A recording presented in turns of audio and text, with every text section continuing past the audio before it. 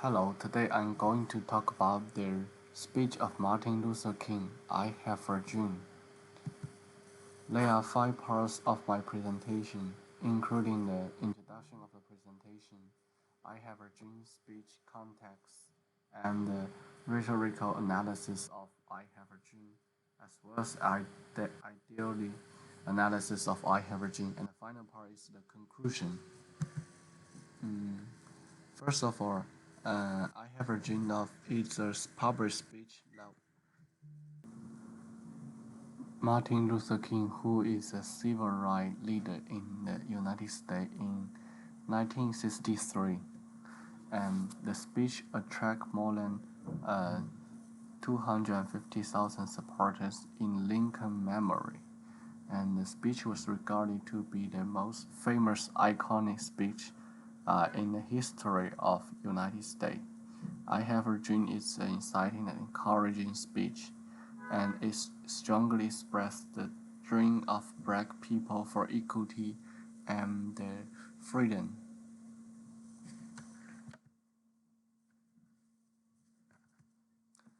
And here comes the presentation main argument of and about the ideology. The ideology of this speech was that every person should be treated equally, no matter their color and sex. And Martin Luther King's intention is to let people know that religion must come to an end, and economic and civil rights must be given to African American. The radically technical used in this artifact include ethyl, pencil, and lithos. Before we look into the ideological and radical analysis, it's important for us to know the context of this speech. This speech was purposed to generate support for the Memphis sanitary worker strike, and the worker protest the inequality payment and the treatment of people of the color. From the bigger scope, the context is that the abolishment of slavery in the United States did not actually end slavery. Racial issues still widely occurred, and at the time, and several key leaders of civil rights movement was arrested. Therefore, this speech was intended to call for a stronger awareness of racial and a fight for the civil rights for African Americans. King delivered this speech by using three rhetorical devices: pencil, easel, and logos, and this allowed his audience to follow and connect his message and meaning clearly and significantly.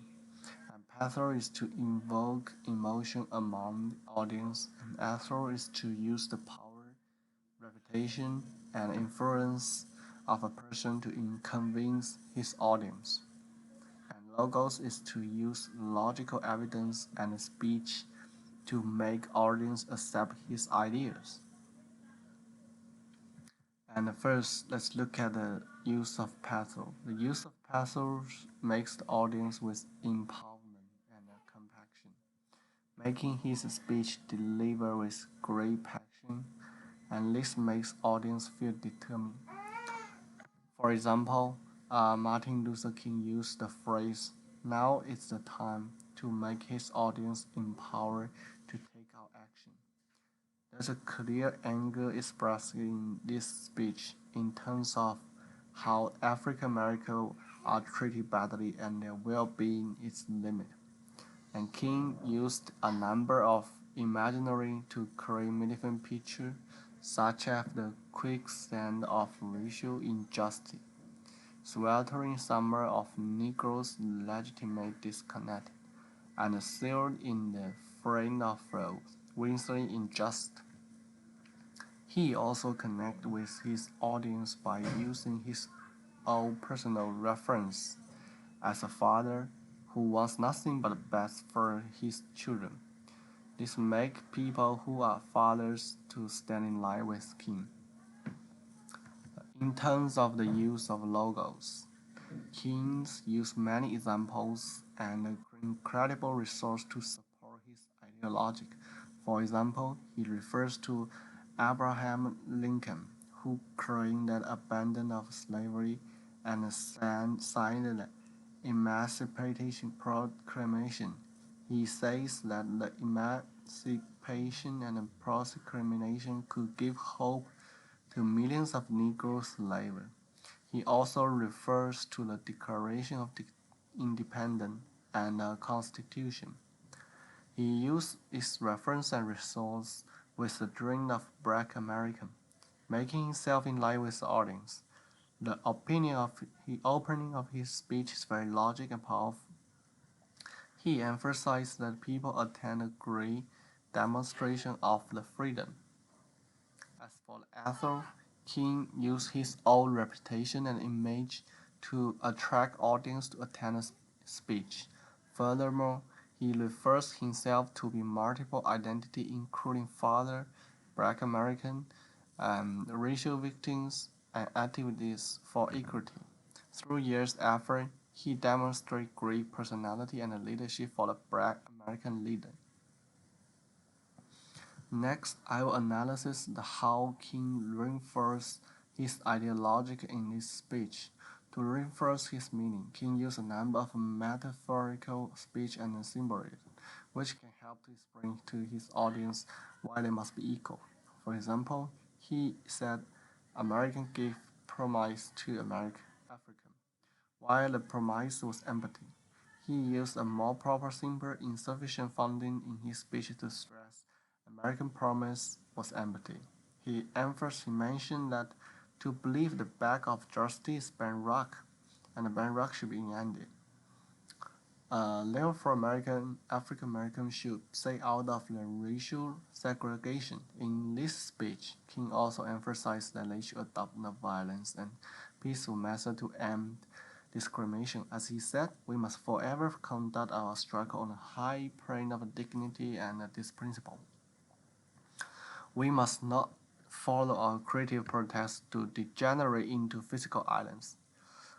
In addition, we can find some techniques such as voice merging, dynamic speech, and phonetic voice are used in his speech. His own voice was to speak for the larger population, and he repeated the word, I have a dream, I have a dream, and I have a dream for many times, which is actually the dream of not all Americans, but not for himself. As for the rhetorical voice, it is the time for King to restore the sense of duty.